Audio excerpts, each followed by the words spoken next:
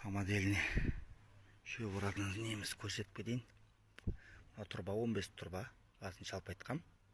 Нараны тесіп, болтпен қысып қойғам. Мына да сол. И мына защитасы полный осыда қатырылып тұр. И мына тағы да бір болт бар.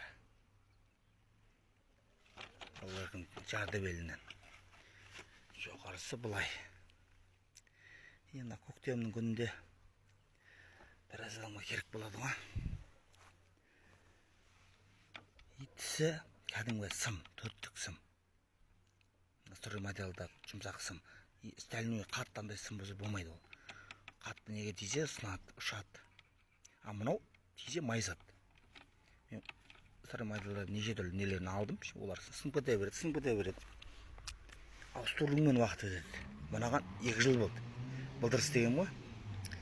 Сол бір салдым, әлі тұр сол. Майса турлап қоям. Бұлардың ұшпайды бұл. Бит жел нәп кетеді.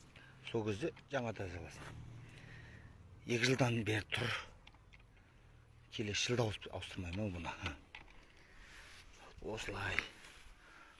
Басына келсек, мына күлчатыл болған дұрыс. Қорғаныс үшін. Шаннан, ойбай. Кәдімгі болгарка.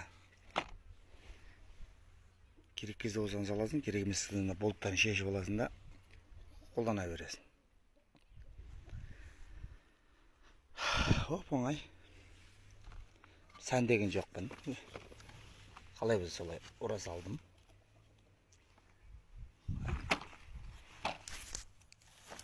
Мына айтпақшы нарағы сеткі болу керек. Нарада тесіктері бар. Ауыз оратын. Сеткі қою керек, майда сеткі. Жалпы осы.